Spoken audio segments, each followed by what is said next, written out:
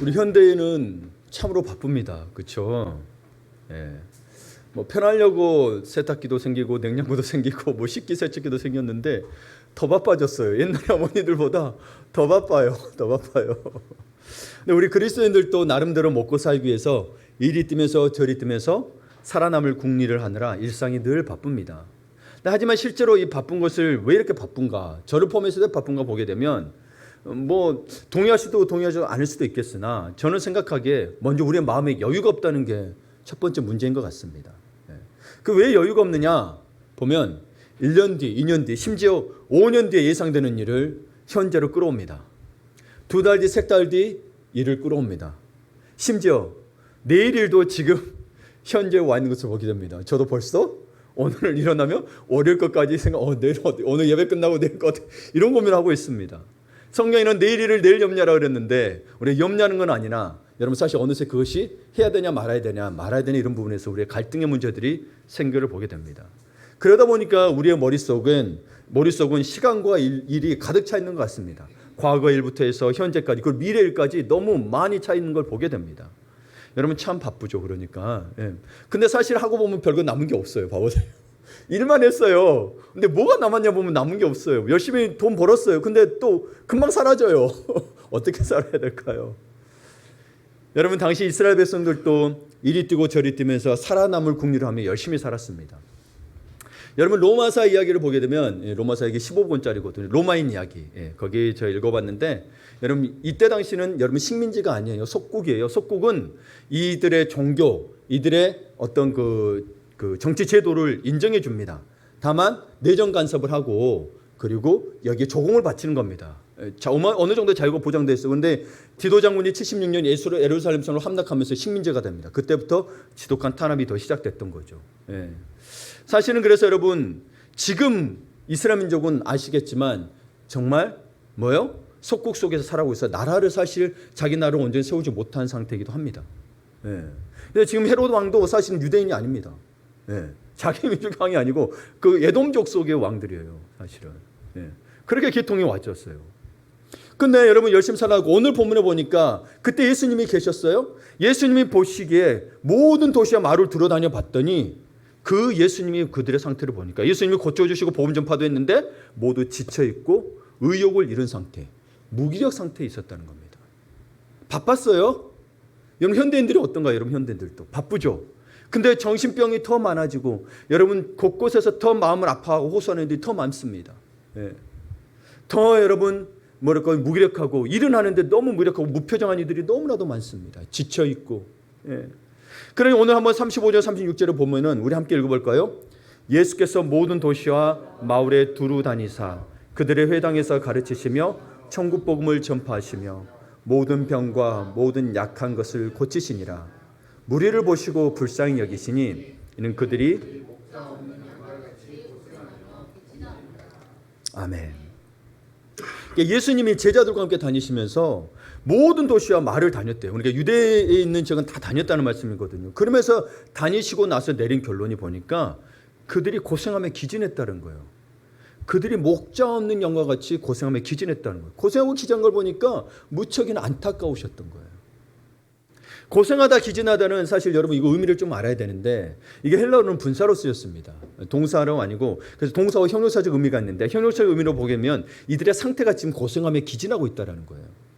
그러면 여러분 이거는 어떤 의미냐? 육체가 그냥 열심히 일하다 보니까 기진하고 고생했느냐 그게 아니고 뭐라고 됐어요? 목자 없는 영과 같다는 건 뭐예요? 영적으로 메말라 있다. 영적인 공급을 못 받는다라는 거죠. 영적으로 메말라 있다는 거예요. 실제로 이 고생하다는 이 헬라 의미에 보게 되면 원형이 스킬로입니다.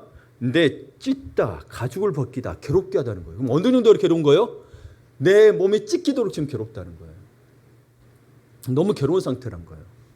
그리고 이 기진하다는 것은 원형이 립도라는 건데 던지다, 내던지다. 근데 이 둘 다 수동태예요. 그래서 고생하다는 것은 괴롭힘을 당한다는. 우리말로 고생한다 그러니까 뭔가 그냥 뭔가 힘든 거 보다는데 그게 아니고 실제로 너무 괴롭힘을 당하고 있어. 왜? 목자가 없어서.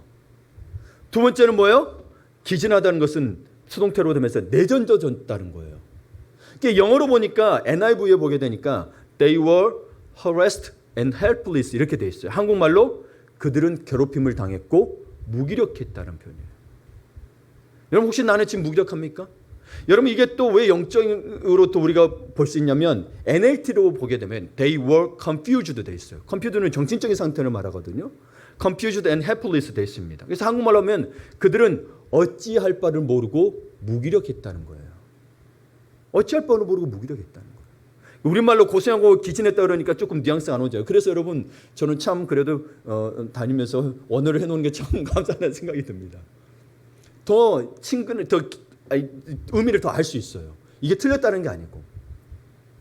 그러니까 여러분 이들이 어찌할 바를 모르고 무력했다는 것은 왜 그렇다는 거예요? 목자가 없어요. 근데 그들이 왜 목자가 없는데 무력하고 어찌할 바를 모르냐? 왜요? 양이기 때문에 그렇습니다. 양이기 때문에. 양은 약합니다. 양은요 날카로운 이빨도 발톱도 없어요. 느려요. 털이 자라면 누가 안 깎아주면 그것 때문에 물에 빠져서 못 빠져나와요. 물에 빠져 죽기도 해요. 게다가 시력도 좋지 않고 냄새도 잘 맡지 못해서 쉽게 구렁텅이에 빠지고 절벽에 떨어지기도 합니다. 그래서 여러분 99마리의 양과 한 마리의 절벽에 떨어진 양, 저는 그걸 볼 때마다 저물 때까지만 해도 왜 절벽에 가지고 떨어졌냐 이 생각이 있습니다. 근데 이스라엘 민족에게 이야기하면은 양이 그렇다라는 거예요. 양이 시력이 안 좋고 이렇게 우둔해가지고 그냥 절벽에 쉽게 떨어진다는 거예요. 그들이 일부러 그런 게 아니고 그냥 길이 그냥 가고 이게 목자가 없으면 그렇다는 거예요. 네. 또 양은 고집불통이고 변화를 아주 싫어해서 그냥 내버려두면 도랑이 생길 정도로 같은 길만 가고 그냥 길만 계속 왔다 갔다 한대요. 한번 먹기 시작하면 언덕에서 먹기 시작하면 계속 풀을 뜯어먹어서 그것에서 풀이 자라지 못하게 한대요. 이게 목자가 다른 데로 옮기지 않으면 여기는 아주 황폐화가 되는 거예요. 네. 그리고 움직이기를 싫어해서 쉽게 병이 든다고 합니다. 꼭 누구 같아요? 나 같죠? 자기 같죠? 그렇죠? 우리 권사님 손에 이렇게 없네. 다 그래요. 그러므로 양은 뭐가 있어야 돼요? 목자가 있어야 합니다. 예수님이 딱 그렇게 비유를 든 거예요. 이스라엘은 또 양을 치는 족속이니까. 딱 비유를 든 거예요. 네. 우리나라는 뭐라고 표현해야 될까요? 이순신 장군 같은 사람이 있어야 된다고 그래야 될까요? 하여튼 거기는 딱 비유해서 목자들이 유목민이라. 네. 근데 여기에서 목자는 뭘 의미하느냐? 단순히 나를 돌보자는 수준이 아니라 하나님의 말씀을 전해주는 사람. 하나님의 말씀을 전해주는 사람이 없다는 거예요. 종교 지도자들이 있는데 하나님의 말씀을 전해주는 사람이 없다는 거예요. 다시 말해 37절 38절에 나오는 추수한 일꾼들이 곧 하나님의 말씀을 전할 사람들, 추수한 일꾼들이 없다는 거예요. 우리 추수한 일꾼들만 보게 되면 꼭 전도하는 자만 생각하잖아요. 이 본문을 여러분 이렇게 확장해서 보게 되면 여러분 전도하는 자만을 얘기한 게 아니고 하나님의 말씀을 전하는 모든 자를 말하는 겁니다. 이게 진리를 전하는 자. 바리새인도 서기관들도 하나님의 말씀을 전했지만 자기의 유익과 자기의 이익과 자기의 기득권에서 정하는 게 아니라 정말 하나님의 마음을 전하는 자. 하나님의 말씀을 가지고 그런 자들이 없다는 겁니다. 그러니까 그들의 진짜 문제의 근원은 뭐냐면 보이지 않는 영적 메마름이라는 거예요. 영적으로 메말라 있다는 거예요. 영적 메마름의 근원은 제대로 된 영적 목자를 통해 말씀의 꼴을 공급받지 못했기 때문입니다. 예. 그래서 37절 38절은 뭐예요? 예수님이 제자들에게 말하는 거예요. 제자들에게 너 이렇게 너희들 요청을 해 라고 하는데 뭐예요? 이르시되 제자들이 이제 추수할 것은 많되 일꾼이 적으니 그러므로 추수하는 주인에게 청하여 추수하는 일꾼들을 보내주소서 하라 하시니라. 실제로 여러분 우리나라가 많이 적었나 봅니다. 이단이 더 득세하고 있습니다. 그들도 자기들을 추수꾼이라고 부릅니다. 예. 특별히 여러분 여호와의 증인인가요? 거기가 안식일인가요? 거기가 추수꾼이라고 불러요. 자기들 또 전도하러 가요. 해외로도 보내요, 여러분. 지금 우리 개신교 정통교동보다 더 열심히 전도해요. 여러분 그래서 경기도 광주로 제가 학교 다니는데 거기에 뭐 하나님의 교회, 하나님 어머니라 하는데요. 장길자가 했던 데인데 그냥 센터가 엄청 커요, 여러분. 예. 여기 삼성서비스센터보다 더 커요. 이거 한 3배 정도 돼요. 그런 게 거기는 그래서 하나님 교회가 지금 굉장히 득세를 하고 있대요. 와. 여기에도 최근에 신천지가 해가지고 부천에서 나와가지고 거기도 막 그랬었잖아요. 예. 코로나 때. 근데 여러분 그때 신천지만 나온 게 아니고 영생교도 수혈한 줄 알았더니 영생교 집단들로 나와가지고 보고서에 보니까 이단 보고서에 보니까 최근에 책을 보니까 왜 우리가 알게 모르게 이단들이 그들도 코로나 안 걸릴 거라고 집단 생활을 쓰고 있었대요. 자기들 안 걸릴 거야. 영생교니까 안 죽잖아요. 영원히 살잖아요. 안 죽 그러고 있었대요. 여러분 이런 것들 보면 참 안타깝습니다. 참 안타깝습니다. 그러니까 여러분 대체적으로 이단에 넘어가는 특징에 보게 되면 이단에서 빠져나온 사람들이 이야기하기를 보게 되면 그들은 다른 게 있었죠. 좋은 일자리, 성공, 그리고 사람들이 필요해서 갔습니다. 진짜 영적인 사람, 하나님을 만나기 위해서 간 게 아니고 자기 필요를 채워서 갔는데 거기서 채워줬죠. 그래서 그들은 여러분 심지어 신천지에서는 보게 되면 한 사람을 전도하기 위해서 20명이 이렇게 시나리오 꾸미는 거 아세요? 한 사람이 다 가지고 어떤 일이 있을 거라 그래요. 제가 이래서 가다가 만났어요. 이 사람이 당신 오늘 가다가 보니까 좀 안 좋은 것 같은데 가다가 자전거에 걸려서 넘어질 것 같아요. 그러면 실제로 그런 일이 나도 다 조작을 한답니다. 그럼 우리나라 사람 그러잖아요. 오늘 그런 일이 있을 거면 그랬다 그러면 혹하는 게 우리나라 특징이잖아요. 그런 거 알고 싶어 하잖아요. 하나님 말씀의 예언의 말씀수가 사실은 그 미래를 아는 게 아니고 하나님 말씀을 대언한 게 예언입니다. 그러니까 이 시대에 설교를 하는 모든 이들은 사실 예언자예요. 누구의 말을 대언하기 때문에? 하나님 말을. 그게 성경에서 말하는 예언자고 선지자예요. 그런데 하나님 말씀에 이미 미래적인 게 담겨 있으니까 그런 거죠. 예. 근데 우리나라 한국 사람들은 하나님 말씀을 대언 듣기보다 뭐예요? 내 미래가 어떤가? 내가 장래에 성공하나 마나. 이걸 혹한단 말이죠. 여러분 저도 예언하잖아요. 예수 잘 믿으면 천국 갑니다. 왜? 아멘. 성경 말씀, 하나님 말씀 듣고 지키는 제가 복을 주시리라. 그래, 저도 믿고 그대로 하는 거예요, 여러분. 네. 근데 우리는 당장에 봐요. 자전거에 걸려 넘느냐, 안 걸려 넘느냐, 걸려 넘어지냐, 안 넘느냐, 이게 궁금한 거란 말이죠. 그러니까 여러분, 진짜 영적 일꾼을 만나려면 진짜 기도해야 되는 거예요. 그러니까 첫 번째로 영적 일꾼 만나려면 여러분 진짜 기도하라. 예. 하나님의 말씀으로 양들을 목양할 일꾼은 사람이 만드는 게 아니라 하나님이 주시하면 알 수 있습니다. 그래서 오늘 뭐예요? 예수님이 제자들에게 뭐예요? 요청하라고 돼 있잖아요. 내가 선택하는 게 아니고요. 선택하는 게 기도해야 내가 선택함을 받는 거예요, 사실은. 그런데 하나님이 그냥 주시는 게 아닌 게 뭐예요? 주인에게 청하여 기도의 응답으로 주신다 그랬단 말인 거죠. 기도하지 않고 자꾸 목회자 비판하는 분들이 있습니다. 최소한 저 목회자 그래도 이렇게 되기를 원합니다. 기도하고 비판하십시오. 네. 기도도 안 하고. 그럼 여러분 아무리 훌륭한 목회자라도 다 자기 눈에 안 좋은 것만 보입니다. 기도라도 하고. 성경은 말했잖아요. 하나님이 기도하라고. 목사의 말이 아니잖아요. 하나님의 말씀이잖아요. 그렇기 때문에 여러분 좋은 목자, 특히 우리 교회 같은 경우는 목사도 있고 목장 리더들, 말씀을 전하는 자들이잖아요. 그러려면 성도들이 겸손하고 간절히 기도해야 합니다. 실제로 여러분 우리 교회도 그런 분이 있었어요. 자꾸 뭐가 왔다가 잘했는데 자꾸 목장 리더 이야기를 합니다. 여러분 리더 중에 완벽한 사람, 저도 완벽하지 않습니다. 그렇죠? 그런데 뭐가 안 되고 뭐가 안 돼. 자기는 근데 완전해. 자기는 흠이 없어요. 자기는 잘하고 있어요. 열심히 하고 있어요. 근데 목자가 이러면 안 된다는 거예요. 가르친 리더가 그러면 안 된다는 거예요. 그러니 기도해 주십시오. 우리 다 부족합니다. 제가 또 이야기할게요. 우리 그래도 서로 사랑하면서 도와서 해 주십시오. 당신이 더 잘하니까 도와서 해 주십시오. 근데 그게 안 돼. 그러더니 나중에 떠났어요. 그러니까 여러분 진짜 진리를 찾는 자들은 그런 일들로도 걱정 안 합니다. 네. 진짜 하나님을 찾고자 하는 자들은 그런 걸로 문제 삼지 않습니다. 실제로 진짜 진리를 곱하는 자들은 하나님 내게 진리를 달라고 기도하고 아마 하나님이 알아서 또 진리는 대로 인도해 주십니다. 실제로 저도 그랬습니다. 저도 2000년 미국에 가기 전까지 이제 사역하던 데가 있었는데 이제 그 교회가 좀 많이 치우쳤었어요. 신비적으로 좀 치우쳐졌어요. 내 성공 이야기, 맨 복 이야기 합니다. 예. 목사님이 한 여자 목사님을 전도사님을 목사로 세웠는데 그냥 어디 그냥 교단에 그냥 신학교도 다닌 것도 아닌데 합동의 어느 교단에 해가지고 그 뭐라 그러죠? 그 논문 쓰게 해가지고 논문도 청년들이 써줬어요. 그래가지고 목사 안수를 받았어요. 근데 그게 하나님 은혜래요. 그때 뻥 맞았습니다. 저는. 예. 그때부터는 기도했어요. 하나님 정말 진리가 있는 교회를 해주십시오. 메아리가 그런 이야기였어요. 그 제가 그래도 갔잖아요. 그래도 하나님은 그래도 거기서 갔을 때는 인도하셨다고 갔을 거 아니에요. 그러나 정말 하나님 앞에 기도하면서 했습니다. 그러나 6개월 만에 뭔가 어떤 청년, 미국 가는 청년에게 저보고 이야기를 해주래요. 근데 저는 그 청년, 미국 가세요. 그랬는데, 목사님 그냥 이 자리에서 이야기한 거, 솔직히 이야기한 건데, 그게 목사님 마음에 안 드셨나 봐요. 그다음부터 제 사역을 모두 내려놓고, 그만하라는 거예요. 그래서 나왔어요. 여러분, 그는 기도하면서 저는 그게 하나님의, 왜냐하면 자기 자녀들은 미국에 유학 보내면서 이 청년이 미국 간다니까 못 가게 막아야 되는 게 저한테 요청했던 거예요. 자기가 말을 못하니까. 예. 그 청년은 교회 잡아들여가면서 자기 자녀들은 미국에 보내고. 그게 뭐? 저는 그건 진리를 가르친 자로 써야 될 일 아니라고 봅니다. 예.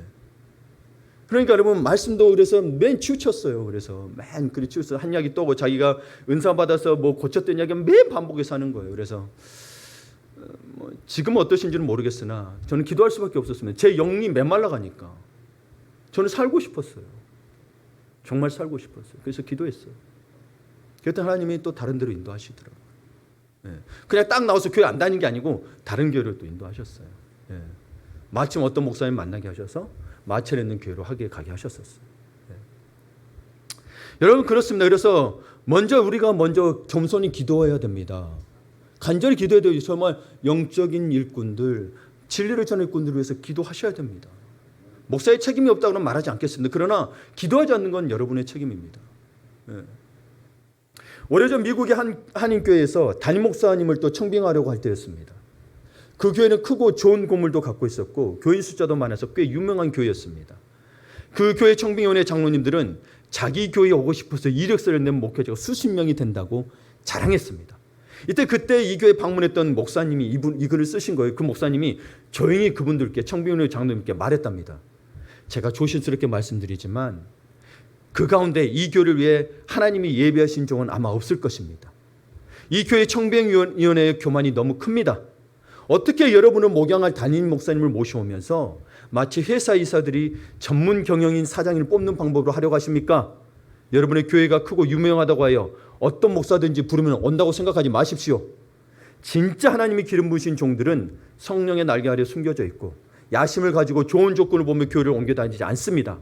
진짜 하나님의 종을 청빙하고 싶으시면 청빙위원회 장로님들이 모든 성도들과 함께 정기적으로 금식하고 겸손히 기도해야 합니다. 하나님 겸손히 기도하는 양들에게 좋은 목자를 보내주십니다. 라고 조언하셨대요.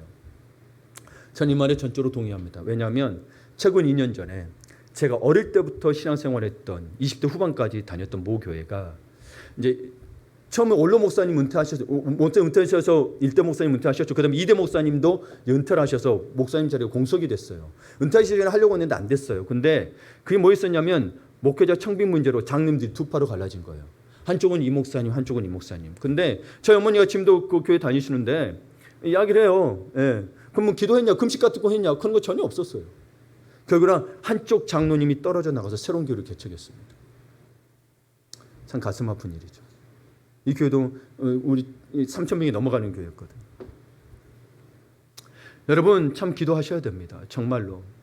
우리 장 목사님도 알지는 모르겠으나 우리 장 목사님과 같이 제가 그 캔사스시티에서 오버랜드 파크에서 교회를 개척했을 때 그러고 나서 한 달인가 있다가 원래 제가 냈던 그 메릴랜드에 있는 그 베다니 교회라고 있어요.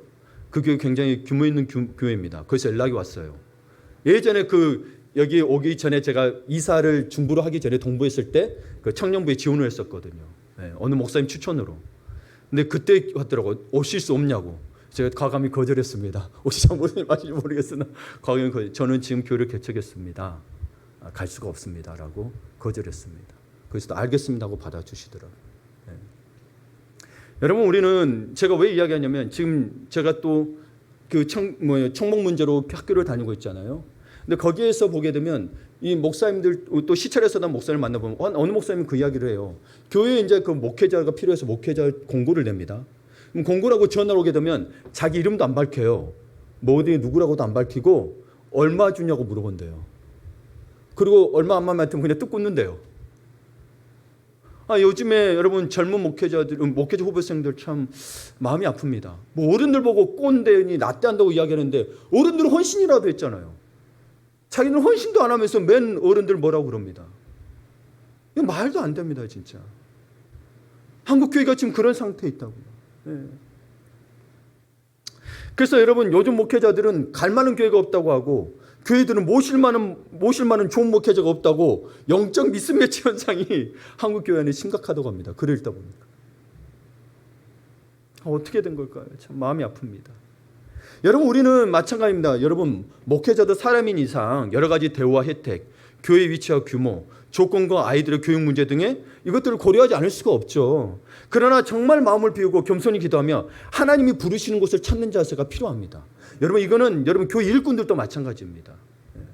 여러분 내가 가고 싶은 곳을 가는 것이 아니라 내가 가야 할 곳, 즉 하나님이 보내시는 곳을 분별해야 된다는 거예요. 교회에서 여러분 일꾼들도 마찬가지입니다. 내가 하고 싶고 안 하고 내가 뭐라 그럴까요? 내가 기분 좋으면 안 하고 기분 나쁘면 안 하고 이런 게 아니에요. 정말 내가 하기 싫어도 내가 또 부족해도 하나님이 보내시는 곳, 그것이 내가 갈 곳이라면 거기 가서 죽도록 충성하는 거죠.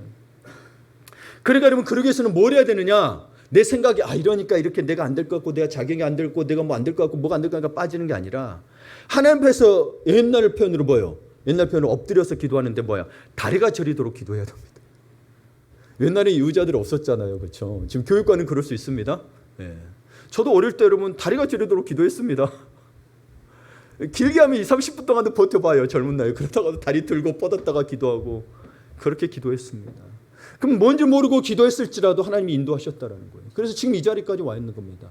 교만하지 않으려고, 주님의 말씀에 순종하려고. 안 그랬다면 저는 여러분 아시겠죠? 이미 다른 데로 뛰쳐나갔을 사람입니다.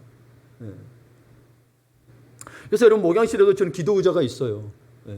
그 기도 의자 오면 안 아파요. 그런데도 여러분 점점 앞으로 이렇게 엎드려집니다. 그렇죠? 엎드려지면 이제 피가 쏠리면 좀 그렇게 돼요. 하여튼 여러분 이제는 다리가 저리도록이든 피가 쏠리든 애든 여러분 기도하셔야 됩니다. 그렇게 기도 안 하고 기도했다 그러면, 왜냐하면 악한 세력의 공격이 있기 때문에 그래요. 그러면 여러분 또한 우리는 기도해야 되는데 일꾼들에서 기도해야 된다 그랬잖아요. 그럼 일꾼을 달라고만 기도하지 마시고 일꾼들이 잘 사역할 수 있도록 사역에 성령의 기름 부으심이 넘치도록 기도해야 합니다. 성령의 기름 부으심, 성령의 임재를 말해요. 주님의 임재를 말해요. 우리 지난주에 찬양했을 때 변함없는 주임자가 내 근심보다 가깝고, 우리에게 제일 가까운 건 사실 근심입니다. 걱정입니다. 그렇죠? 내 마음속에 가득 차 있는데 그것보다 더 가까운 게 뭐다? 주의 임재다. 성령의 기름 부으심이다. 그걸 믿고 여러분 걱정 없이 떨쳐버리고, 그래야 내 마음과 생각을 하나님의 평강에 주장해 주실 거 아닙니까? 19세기 중반에 수십만이 넘는 사람들을 그리스도로 인도했던 미국의 부흥사 찰스 피니 목사님의 놀라운 능력의 근원은 기도였습니다. 이 피니 목사님 자신도 대단한 기도의 용사였지만 그를 기도하는 기도의 동역자가 참 많았습니다. 그래서 특히 피니 목사님이 각지를 여행하며 부흥 집회를 인도할 때마다 클러리와 넷이라는 두 분의 연세 많으신 동역자들과 동행했습니다. 피니 목사님이 그래서 한 주간 특별 부흥 집회로 영국을 방문했을 때 이분들도 동행하여 스스로 싼 가격에 빌렸어요. 그런데 거기가 어둡고 축축한 지하실이었어요. 비싼 데를 못 빌리시고 하여튼 빌려가지고 일주일 동안 머물며 무릎 꿇고 기도에 전념했습니다. 뭘 위해 기도했을까요? 피니 목사님에서 기도했죠. 그들이 바로 피니 목사님의 중보 기도의 동역자였던 것입니다. 제가 금요일에 기도를 시작했습니다. 1시간 기도. 여러분이 기도의 동역자입니다. 함께 해주셔야 됩니다. 함께 해주셔야 됩니다. 왜 해야 되는지 또 마지막에 가서 이야기를 할게요. 같은 시대 영국 최고의 설교자였던 찰스 스펄전 목사님 뒤에도 엄청난 중보기도 사역자들이 있었습니다. 교회사의 기록이 있어요. 교회사 기록에 보면 스펄전 목사님의 설교를 듣고자 예배 때마다 많은 사람들이 모였단 말이에요. 그러다 보니까 이 엄청난 성령의 기름 부으심에 넘치는 비결이 어디 있을까 하고 스펄전 목사님을 찾아와서 비결을 묻는 사람들이 있었어요. 그러면 그 기록에 하면 그때마다 스펄전 목사님은 아무 말씀 안 하시고 사람들을 데리고 한 조그만 성전 지하로 내려가셨대요. 그러니까 그 문을 여니 거기에 몇백 명의 중보 기도단이 모여서 간절히 기도하고 있었다고 합니다. 생명을 주는 설교는 생명을 주는 기도에서 나오는 거죠. 아멘. 그러니까 설교와 기도는 항상 붙어 다니는 거예요. 내 설교 들었는데 여러분 기도 안 한다. 그럼 그거 적용 안 됩니다. 의심만 많아집니다. 왜요? 세상과 다르거든요. 나는 세상에 살고 있는데 기도를 안 하고 어찌 설교의 내용을 알 수 있단 말입니까? 말했죠. 이성으로 성경을 보는 게 아니라고. 믿음을 먼저 보지 않으면 이성이 작동이 안 됩니다. 성경은. 여러분 저는 우리나라에서도 여러분 정말 이 스펄전 목사님, 피니 목사님 따라서 하는 목사님들이 계십니다. 제가 하여튼 목사님들 설교책은 하여튼 제가 못 봐도 15에서 20명 정도 목사님 책 최소한 3권 이상, 어떤 분은 20권도 본 분도 있어요.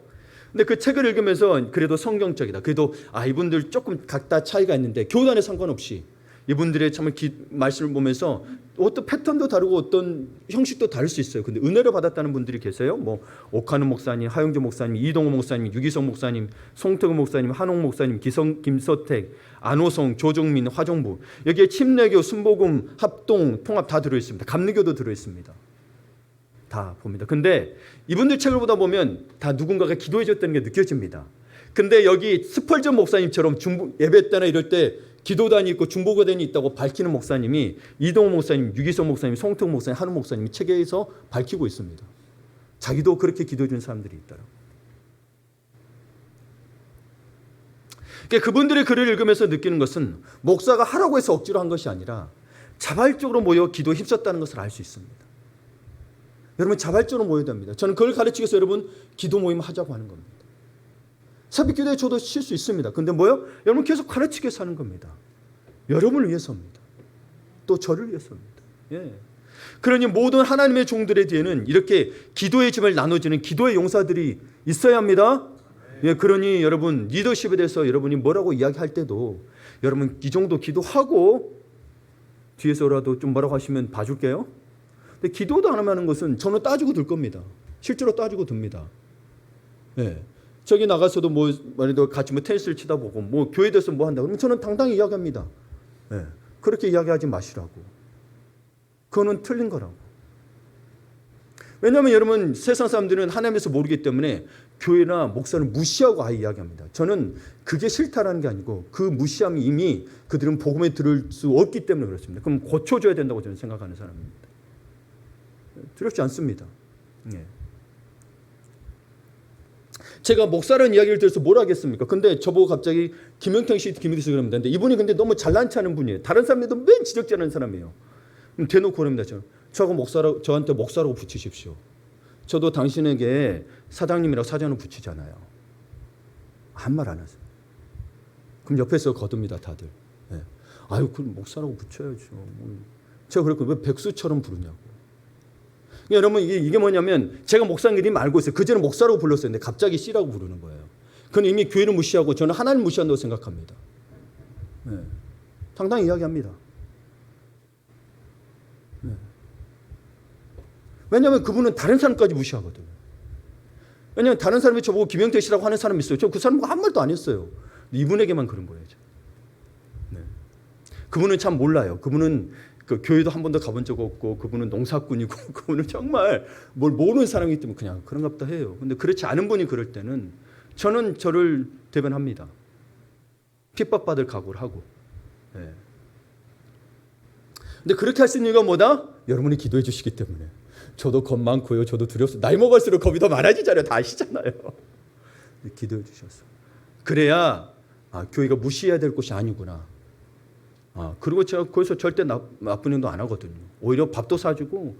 그래요. 어떤 분은 어버이날인데 아니 어느 교회는 뭐 주던데 목사님 안 사세요? 그래요. 제 돈으로 사요. 네. 그렇죠. 교회라는 게 또 나눔이라는 이미지가 있으니까. 네. 그럼 그렇게 해서 계속해 나가는 거죠. 언제 순간이라도 교회를 갔으면 좋겠습니다. 그래서 제가 이래서 처음에는 교회 이야기만 하지 말라 했는데 이제는 제가 교회는 어떻고 하나님 어떻고 그러면 어떤 분은 물어봐요. 예를 들어서 왜 교회는 화장하지 말라 그래요? 그런 적 없는데 그럼 설명해줘요. 네. 자기 형제적 교회 다니는 사람이 있나 봐요.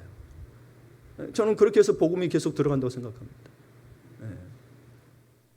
그러나 여러분 또 뭘 기도해야 되냐? 일꾼들을 위해서 기도하고 어떤 일꾼이 되어야 될지를 기도하는데 또 일꾼들의 안전을 위해서 기도해야 합니다. 말씀을 전하는 일은 너무 중요하기 때문에 말씀을 전하는 종들, 목사, 선교사님들의 육체적, 정신적, 영적 안정을 위해 항상 중보기도 해줘야 합니다.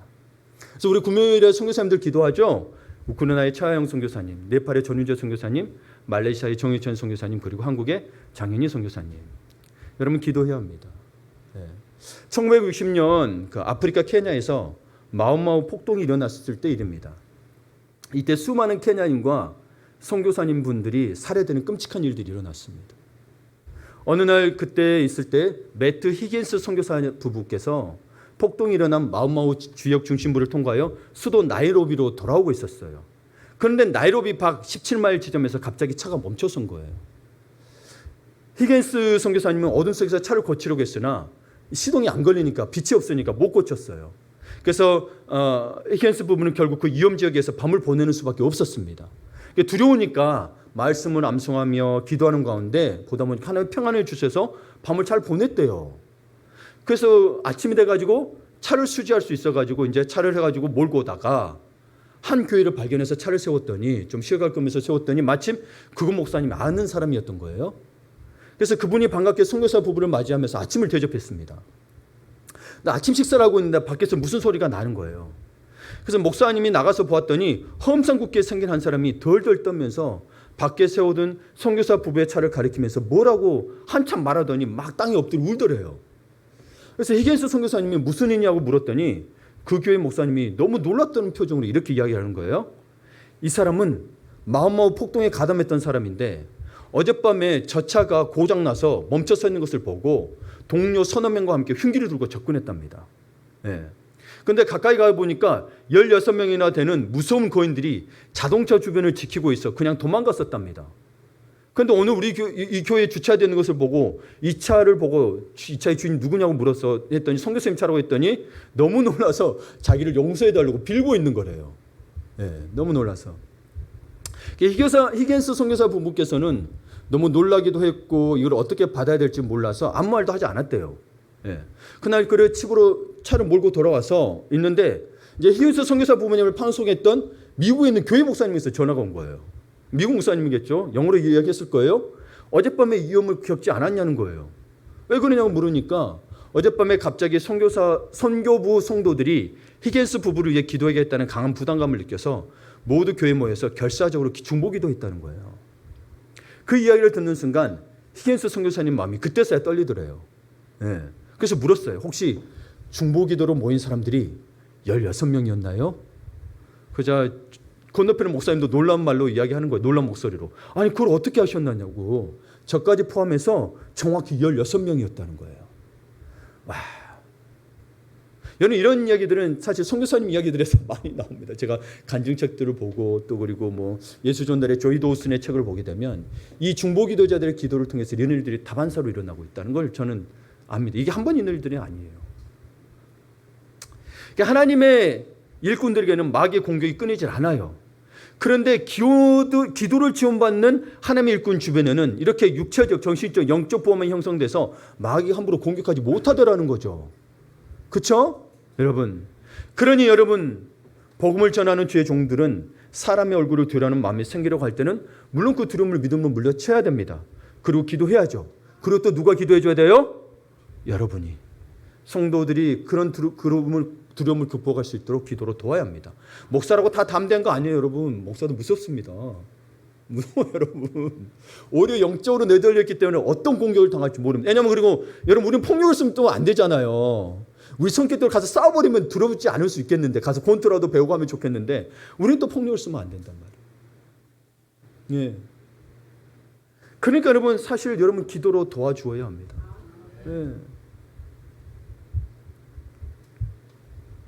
그런 방법에서 우리 지난번에도 봤지만 엘리사 사환이 이 영의 눈이 안 벌려서 못 봤잖아요. 그러나 엘리사가 기도했더니 영의 눈이 벌려서 뭐요? 자기들을 이렇게 둘러싸고 있는 천군 천사를 보게 되잖아요. 기도가 어렵다는 거예요. 그리고 여러분 에베소서 6장에서 우리 영적 전신갑주를 입으라고 하지만 영적 전신갑주를 입은 후에 바울 사도가 또 뭐라고 이야기해요? 기도하라고 이야기하잖아요. 다른 건 다 무장을 갖췄어요. 근데 기도만 없어요. 근데 기도는 전쟁터라고 그랬죠. 그래서 저는 기도가 전쟁터인데 저에게 기도는 주님의 불병과 같습니다. 왜냐하면 기도하면 여러분 두려움이 사라집니다. 여러분 두려움이 사라질 때까지 기도하시는 거예요, 사실은. 왜냐하면 내 믿음이 약하기 때문에 계속 두려움이 오는 거거든요. 저는 참 그랬어요. 그래서 유기성 목사님도 그런 말씀 하시더라고요. 기도가 안 됩니까? 그럼 기도가 될 때까지 기도하십시오. 맞는 말이에요. 특별히 여러분 하나님 일을 하면서 여러분 오늘 이스라엘 민족이 영적으로 메말랐다고 그랬습니다. 우리 예수 동행일기를 제가 매일 올리잖아요. 주중에 올립니다. 주중에만 올리는데 목요일교회 보게 되면 그런 말이 있습니다. 주님 안에 거하지 않으니 메말라지는 것입니다. 주님께 나가는 시간을 충분히 갖지 않은 채 일만 열심히 하기에 피곤한 것입니다. 주님께 나가지 않는다면 일을 하지 않고 쉬어도 피곤은 해결되지 않습니다. 믿음의 실험을 해보시기 바랍니다. 가정이나 일터에서나 교회에서 일이 많은 것을 두려워하지 말고 계속 주님께 나아가는 시간을 가지면서 그 일을 해보는 것입니다. 여러분, 내가 쉰다고 해서 피곤이 해결되는 문제가 아니고 이건 영적인 문제라는 거예요. 내가 주님 앞에 나가는 시간을 충분히 가졌냐는 거예요. 그래서 여러분, 이사야서 40장에도 보게 되면 오직 여호와를 앙망하는 자가 세움을 얻는다고 했어요. 앙망이 뭐예요? 바라고 갈망하는데 누구만 바라보는 거예요? 여호와만 바라보는 거죠. 그 시간을 충분히 가졌냐는 거예요. 그 시간 충분히 갖지 않고 여러분, 우리가 기도할 때 보면 여호와만을 바라는 게 아니라 모든 생각이 다 들어와 있습니다. 걱정의식까지 다 들어와 있죠. 물론 그거 필요합니다. 올 때는. 근데 정말 여호와만 바라볼 수 있는 시간을 충분히 가졌냐는 거예요. 이분이 다 해결하시고 위대하시고 전능하신 그분을 정말 참으로 예배하는 시간을 가졌냐는 거예요. 내 걱정의식 다 맡기고 하나님의 평강, 그러면 하나님 지각에 뛰어난 하나님의 평강이 내 마음과 생각을 지키는 그 시간까지 기도하셨냐는 거예요. 아무것도 연유하지 말고 오직 모든 일에 기도 간구로 너희 구할 것을 감사함을 아뢰라. 그러면 너희 모든 지각에 뛰어난 하나님의 평강이 너희 마음과 생각을 지키시리라 그랬잖아요. 그럼 나는 기도했어요. 염려 걱정을 떨쳐버렸네. 정말 내 마음이 하나님 평강으로 주장하더냐는 거예요. 기도는 거기까지 하는 겁니다. 그리하면이라고 되어 있잖아요. 하나님의 평강이 여러분의 마음과 생각을 주장하시냐는 거예요.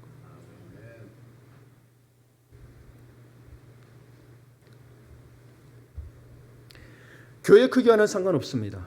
성도들에게 기도 부탁을 강조하지도 않고 기도의 지원을 받지도 못하면 목회자의 영적 생명력은 말라버리고 맙니다. 그래서 제가 화요일엔가 제가 심적으로 많이 힘든 일이 있었어요. 그래서 여러분에게 기도 요청했던 거예요. 여러분 힘이 듭니다.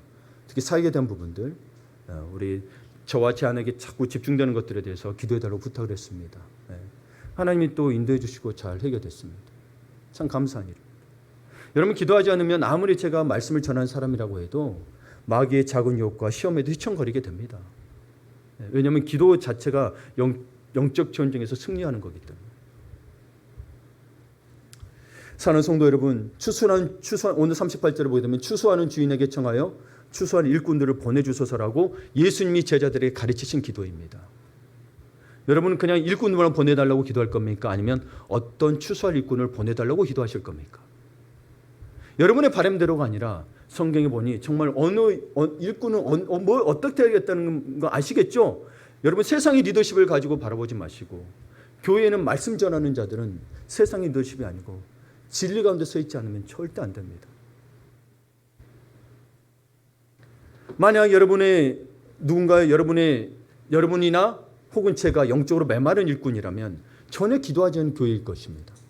아무리 하나님의 말씀을 전해도 여러분 메말라 있을 수 있어요. 뭐요? 기도하지 않기 때문에. 그래서 여러분이 기도를 계속 요청하는 겁니다. 계속 요청하는 겁니다. 그러니 여러분, 저의 중보 기도자가 되어 주십시오. 더불어 주님의 몸된 하늘빛 교회의 중보 기도자가 되어 주십시오. 예. 그러니 기도 시간 꼭 가주시길 바랍니다. 이 본문을 가지고 이 책도 찾고 연구하다 보니까 고 옥하는 목사님이 이 본문을 가지고 교회 창립 예배 때 설교하셨더라고요. 그 중에 일부를 읽을 텐데요. 여러분, 이 내용을 가지고 저도 이렇게 기도했으면 좋겠다는 마음이 듭니다. 그래서 그 교회 이름은 원래 사랑의 교회인데 우리 교회를 넣었습니다. 같이 읽으시면서 기도하는 마음으로 여러분 생각날 때 함께 해주시면 감사하겠습니다.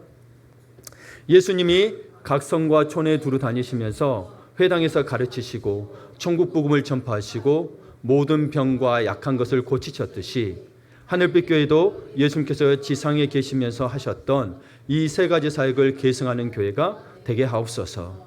주님이 이 교회를 통해 가르치셔야 합니다. 주님이 이 교회를 통해 천국 복음을 전하고 치료하셔야 합니다. 더 나아가 하늘빛 교회가 목자 없는 양같이 고생하며 유리하는 무리를 보시고 불쌍히 여기셨던 예수님의 심정을 가지고 일하게 하옵소서.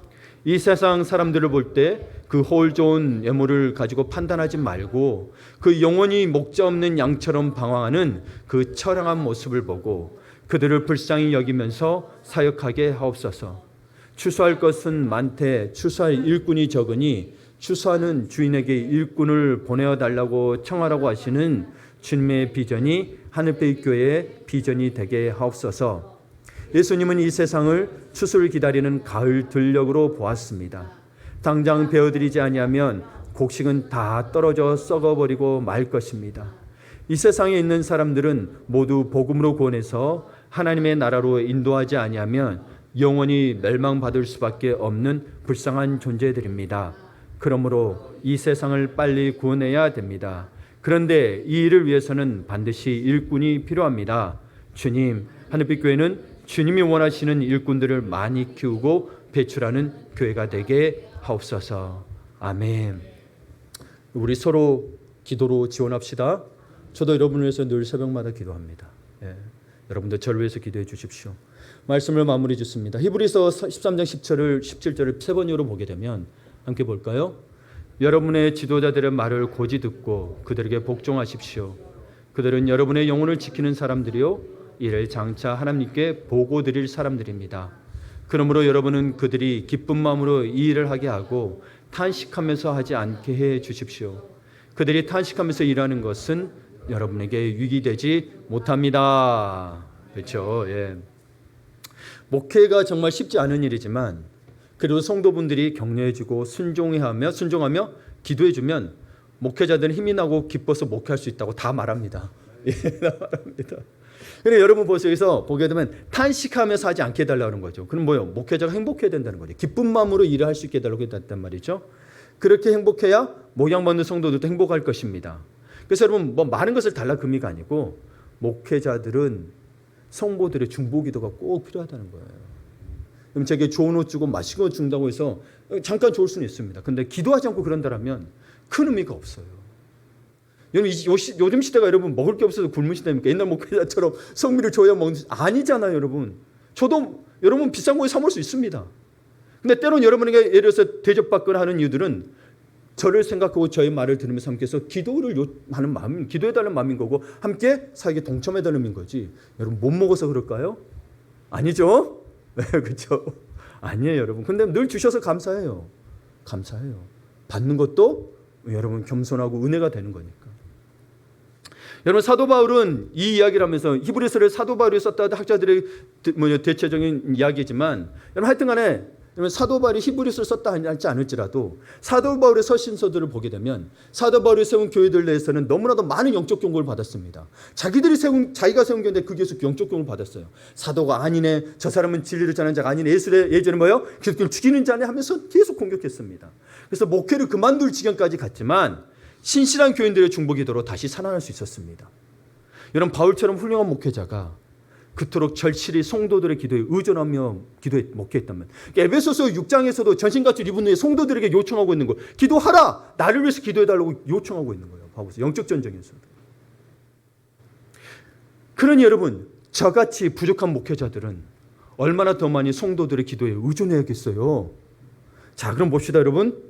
여러분 제가 넘어지거나 이상하게 되면 누구 탓? 여러분의 탓이 여러분 여러분의 탓으로 돌리라는 게 아니고 사실 목회자 탓도 있죠. 근데 여러분 성경을 보게 되면 그렇게 넘어질 것도 안 넘어지게 할 수 있다는 거예요.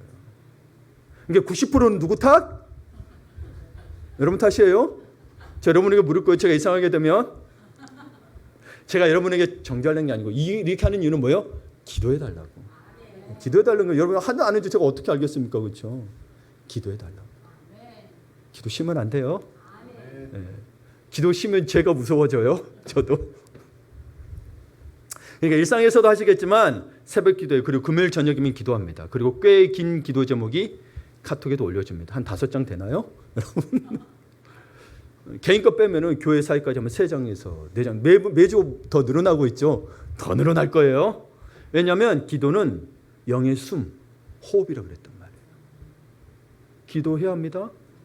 여러분의 기도가 목사에게 힘을 실어주고 교회 전체 힘을 불어넣어주고 세계 선교에 영향을 끼칩니다. 아멘. 아멘.